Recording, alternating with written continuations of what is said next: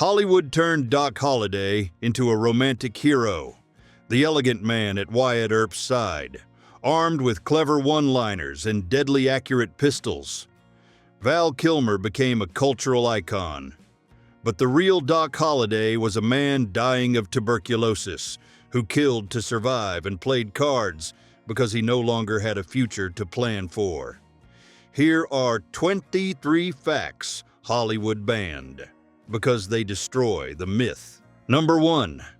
Doc Holliday was a trained dentist, not a born outlaw. In Me Too, a 20-year-old man received his degree in dental surgery in Philadelphia. He came from a traditional Georgia family and had a first-rate education. John Henry Holliday had everything he needed to live a quiet life with a dental practice and patience. But shortly after graduation, doctors gave him the news that changed everything: tuberculosis. Back then, it was practically a death sentence. They told him he had only a few months to live, maybe a little longer if he moved to the dry climate of the West.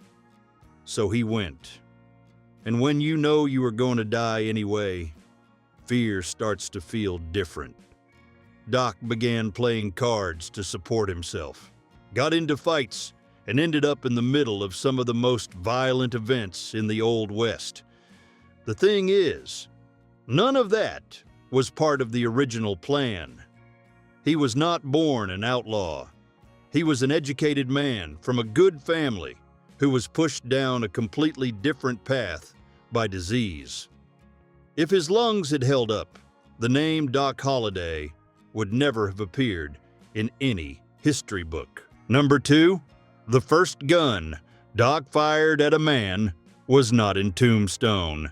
Most people associate Doc Holliday with the gunfight at the Corral, but the truth is that his history with gun violence began long before that, back when he was still trying to make a living as a dentist. In 1875, Doc was in Dallas, Texas, working at a dental office like any ordinary professional.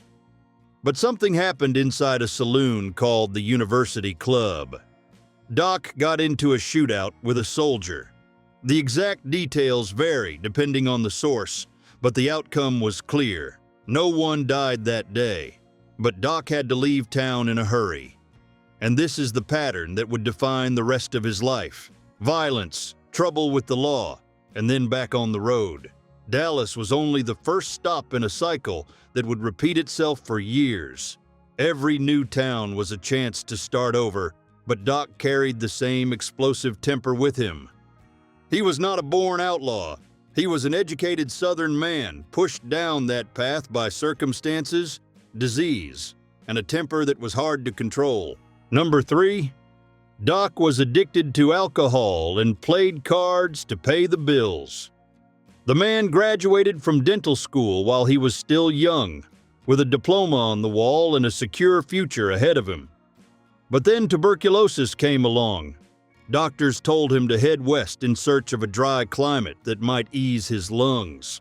The problem was the coughing never let up, and nobody wants a dentist coughing up blood while leaning over them. His patients disappeared. That was when Doc realized something. He made a lot more money at the card table than he did pulling teeth.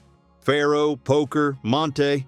The saloon became his office, only with cards instead of forceps. And the whiskey? It was the only medicine he had for the pain in his lungs. There was no anesthesia for tuberculosis back then, so the bottle did the job.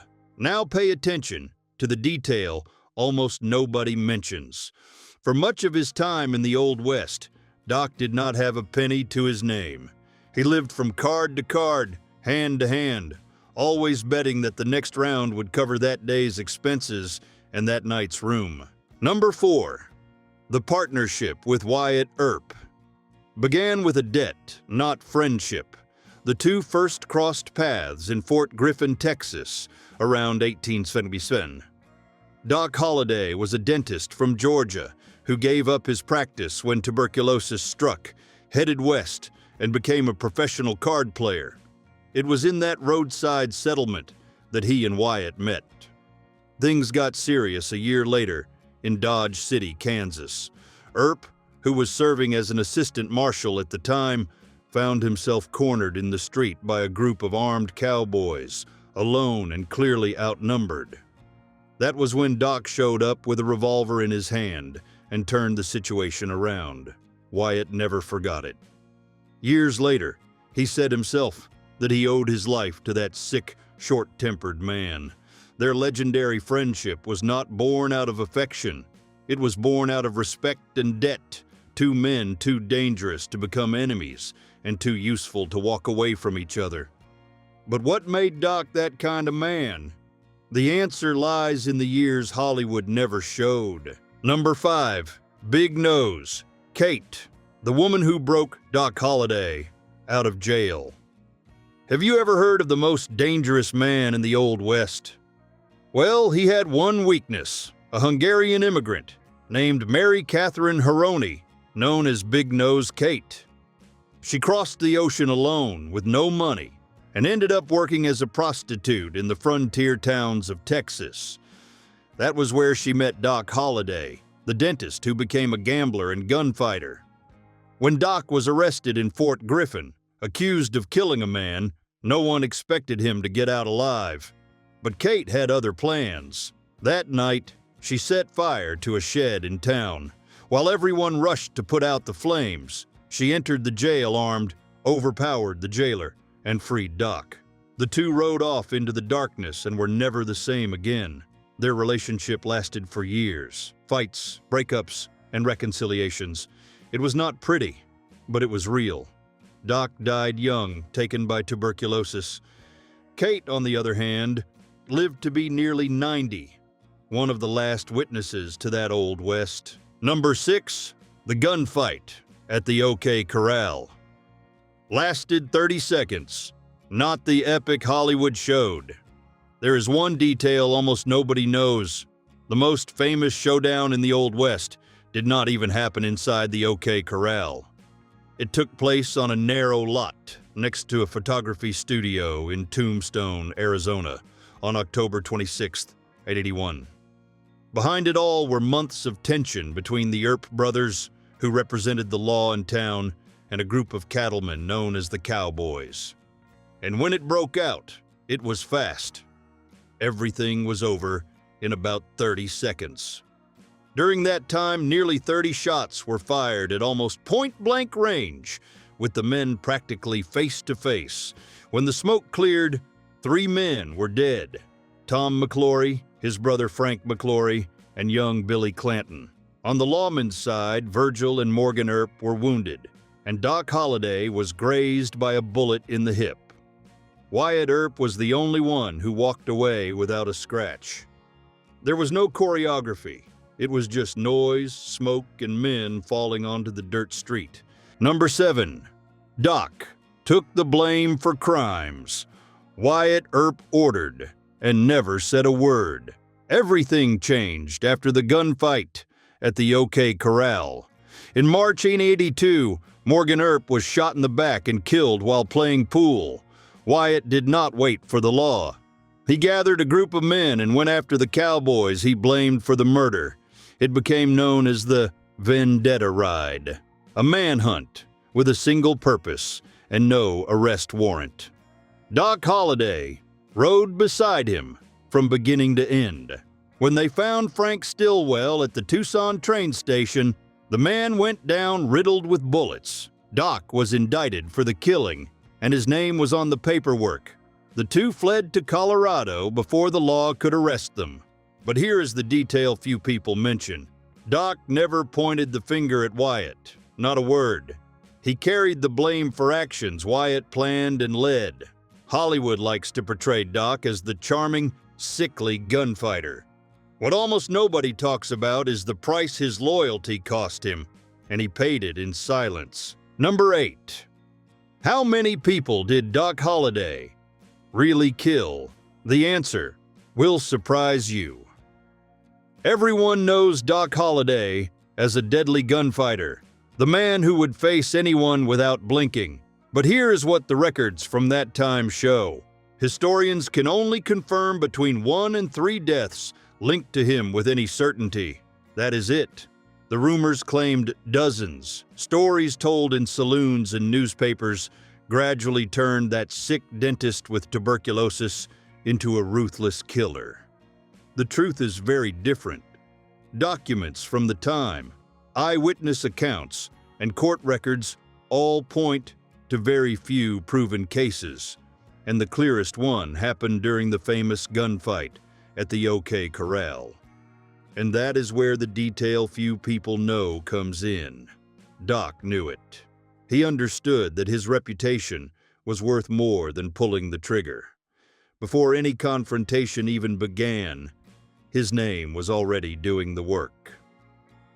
The fear he planted in others was the sharpest weapon he carried, far more powerful than the revolver in his holster.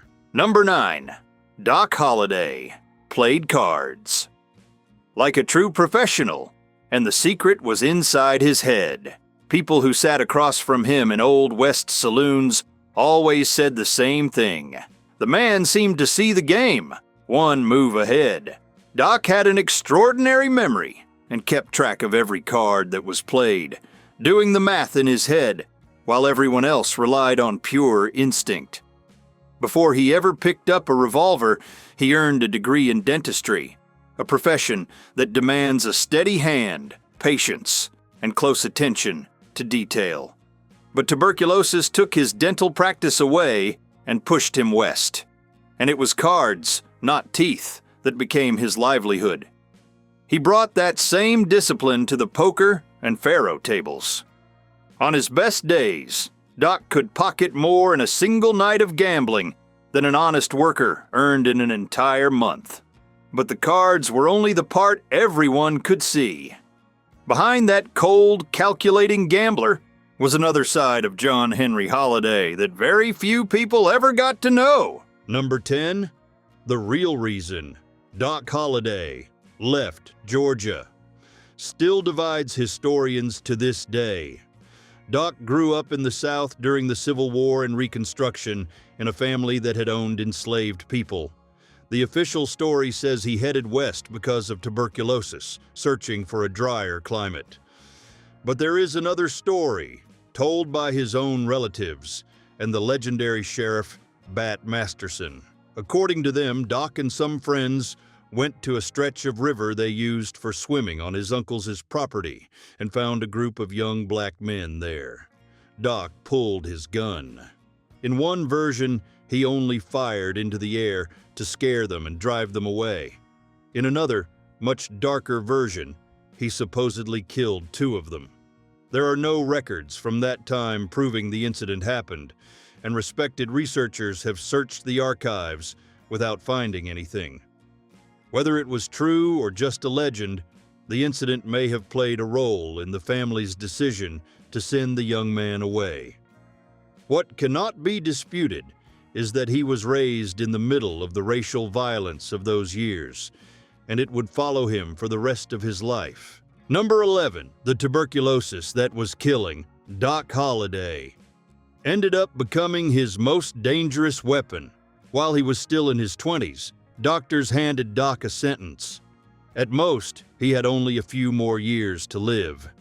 The disease slowly ate away at his lungs, bringing a dry, relentless cough. Anyone sharing a saloon with him recognized that sound before they even saw his face. But here is the twist few people understand.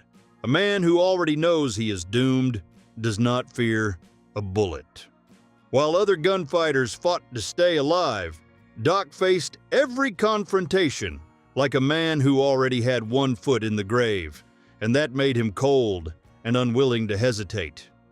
His thin, worn-down body fooled his opponents, who underestimated him until they drew on the wrong man. To endure the pain, he drank whiskey all day, which only sped up the end. When all was said and done, there were very few real gunfights, but his reputation as a man who did not fear death did the work of 1,000 bullets. Number 12. In Tombstone, Doc Holliday was not the dark, lonely man the movies portray. The truth is very different. Before the guns, Doc was a trained dentist, an educated Southern man from Georgia. He could really play the piano, with a level of skill that caught the attention of people passing by on the street. He read the classics. He spoke Latin, which was rare at the time, especially in the Old West. And when he had a free night, he did not just head to the saloon. He went to the theater, watched operas, and visited the same places as the respectable people in town. That quiet, threatening figure you saw in the movies, pure Hollywood fiction. The real Doc had a sharp, sarcastic sense of humor, the kind that could leave an opponent shaken before a single shot was fired. Many people backed down, not because of his gun, but because of his sharp tongue. He knew how to disarm a man with the perfect line before drawing his revolver.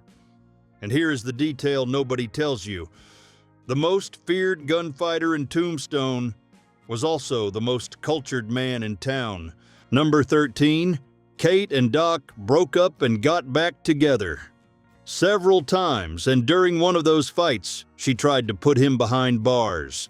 Mary Catherine Horney, the famous big-nosed Kate, and Doc Holliday had a relationship that was nothing but ups and downs. In 881, after a nasty argument and with alcohol playing a major role, Kate signed a statement accusing Doc of taking part in the Benson stagecoach robbery, in which driver Bud Philpott was killed. Sheriff Johnny Bayan, who was no fan of Doc's friends, took advantage of the situation. He got Kate drunk and put the paper in front of her to sign. Doc was arrested in Tombstone, but Wyatt Earp was not about to let that stand and pulled some strings until he got him released, since there was no evidence to support the accusation. Shortly afterward, Kate took it back and admitted that she had signed it while drunk, without really knowing what she was doing. Even so, the two stayed together, breaking up and getting back together for years. Stop and think about that for a moment. The woman tried to send her own man to the gallows, and yet their bond still never completely broke. Number 14. Doc was put on trial several times and was never convicted, and the reason says a lot about how the law worked back then. Doc Holliday was indicted in Denver, Tombstone, and Tucson. Serious charges, including murder. Even so, he always walked out the front door. How could a man with so many deaths on his hands never spend a single day behind bars for them? The answer has two sides. First, Wyatt Earp had friends in positions of power. He knew people who had influence over prosecutors and lawmen, and that opened doors no one else could open. When Doc was arrested in Denver in 1882, those connections were exactly what saved him from extradition. Second, Doc was too smart. He rarely left anyone alive who could clearly explain what had actually happened. And without a solid witness, there was no case that could hold up. In the Old West, justice had a price. Anyone with money and the right friends could move through the system however they pleased, and few moved through it, as well as Doc Holliday. Number 15. Doc's final years. Colorado, the Hot Springs, and an inglorious end. In the end, the most feared man at the Old West gambling tables was not brought down by a bullet. Tuberculosis was what finally took him. In May 1887, already severely weakened, Doc Holliday arrived in Glenwood Springs, Colorado, chasing one last hope: the steam from the hot springs, which many people swore could heal the lungs. It could not. He checked into the Hotel Glenwood and slowly wasted away, week after week, far from the guns and smoke-filled saloons. On November 8, 1887, at the age of 36, John Henry Holliday died in bed. According to the story, he asked for a shot of whiskey, drank it, looked down at his bare feet and said, "This is funny." The dentist who became a gunfighter had expected to go down fighting with his boots on. Instead, he woke up without them, lying in some ordinary hotel room. His fame survived for more than 100 years. But this final chapter, the one about the bed and the silence, was something Hollywood chose not to tell. the way it really happened. Number 16, Doc Holliday. Never got rich. He died nearly penniless. In the movies, the gunfighter always ends up surrounded by gold and glory. Think about it. Today his name appears in movies, books, and video games. But while he was alive, the man barely made enough to cover the rent. Doc's real life took a different path. He spent years at the gambling table, and cards were a roller coaster. One night, he won enough to live well, and the next he lost it all again. Add to that a life on the run. Every time the trouble died down, Doc was already packing his bags for the next town, and moving cost money. Even worse was the tuberculosis eating away at him from the inside. Doctors, medicine, and hotel rooms drained whatever little money he had left. When he died in 1887, in a bed in Glenwood Springs, Colorado, the inventory was short. The clothes on his back, a deck of cards, and a pistol. That was it. Big Nose Kate. The woman who shared the road with him and lived until 1940 summed it up bluntly. Doc could never keep $1 in his pocket for more than a month. Number 17. Doc's reputation was built in part by Doc himself and on purpose. People who knew John Henry Holliday always said the same thing. The man fed his own legends. When someone asked how many people he had killed, Doc never said yes or no. He would give a slight smirk and let everyone else's imagination do the rest. And their imaginations ran wild. Here is the detail few people stop to think about. For Doc, it was not vanity, it was survival. He was a sick, thin dentist, coughing up blood from tuberculosis, with drinking and gambling eating away at what he had left. A man like that inside an Old West saloon was an easy target. Any troublemaker looking to make a name for himself would want to test him. But a man with a reputation as a cold-blooded killer? Nobody messed with him. Every exaggerated story that spread about Doc Holliday scared off a challenge he might no longer have had the strength to face.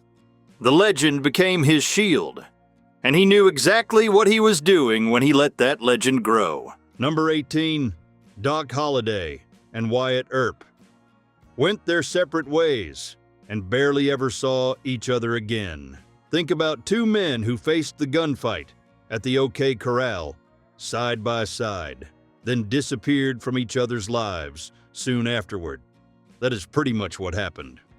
In 1882, after the so-called Vendetta ride, when Wyatt hunted down the men accused of killing his brother Morgan, the group fled Arizona and crossed into Colorado.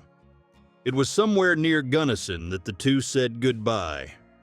Wyatt headed west in search of new towns and new business opportunities. Doc stayed behind, with tuberculosis already destroying him.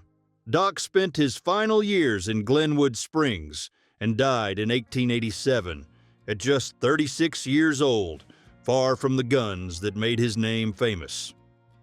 Wyatt met a different fate. He lived until 1929 and died of old age in bed in Los Angeles, more than 40 years after his old friend. Two men who met back in Dodge City, where Doc once saved Wyatt's life, and who ended their lives far away from each other. Number 19. Val Kilmer did not invent the famous "I'm your Huckleberry." A lot of people swear it was something a screenwriter came up with, but the truth is different.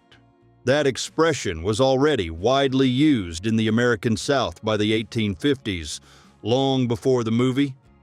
The meaning was straightforward. I'm the right man for the job, you can count on me. It appeared in newspapers, in books, and in everyday speech. Anyone who said it was making it clear that they could handle the job without hesitation, so Hollywood got the line right.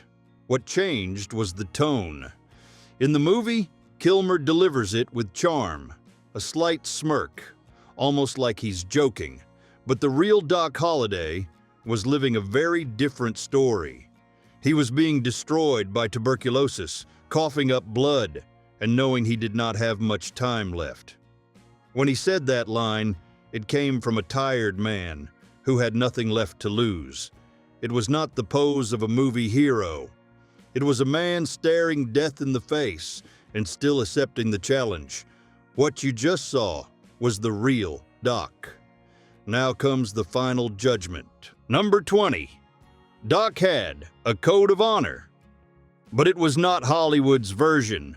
Forget the cold-blooded gunfighter from the movies.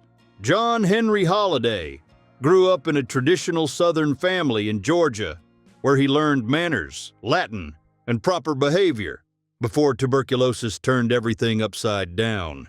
When the Old West shaped him, he did not throw away that upbringing. He adapted it to survive. Doc never shot a woman. He never robbed anyone. He paid every gambling debt, even when he was broke and did not have a penny to his name. And he never turned his back on a man he called a friend. But there is one thing few people understand. He also never backed down from a fight, even when he was sick, coughing up blood and barely able to stand.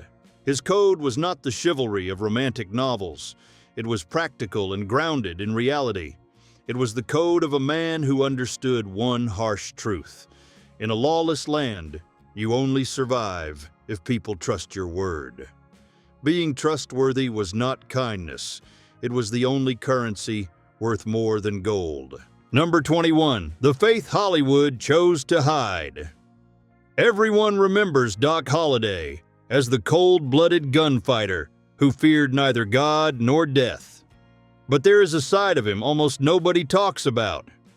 John Henry Holliday grew up in Georgia, was baptized Presbyterian, and later became a Methodist. He even attended church every Sunday before tuberculosis changed everything. The detail that stands out is his cousin, Martha Ann Mattie Holliday. The two were in love when they were young, but she chose a different path. She became a nun, Sister Mary Melanie. Even with Doc on the other side of the country, gambling and fighting, they never stopped exchanging letters for years. And it was near the end, with his body already destroyed by disease in Glenwood Springs, Colorado, that he reportedly returned to the faith. According to the story, he grew close to a priest, Father Downey, and converted to Catholicism shortly before dying at the age of 36. Sister Mary herself stood by that story until the end of her life. The myth of the soulless outlaw always sold better, but the truth was very different. Number 22. Doc Holliday. At 21, John Henry Holliday heard a doctor tell him he would not live through the year. Tuberculosis. Back then, it was a death sentence. But there is one part almost nobody tells you. He lived another 15 years. Holliday was a trained dentist with a diploma hanging on the wall. When the disease made him start coughing up blood in front of his patients, he gave up his practice and headed west in search of dry air. That was where he discovered he had a talent for cards and revolvers. He became a professional gambler. He befriended Wyatt Earp. And in 1881, he took part in the gunfight at the OK Corral in Tombstone, the most famous showdown on the frontier. Hollywood took all of that and turned it into a polished legend. The truth is harsher. A sick, intelligent, dangerous man who refused to die quietly. The end came in 1887, in a bed, barefoot. They say he looked down at his own feet and muttered, "This is funny." His whole life, he expected to die with his boots on in a gunfight. Instead, he died in bed at 36.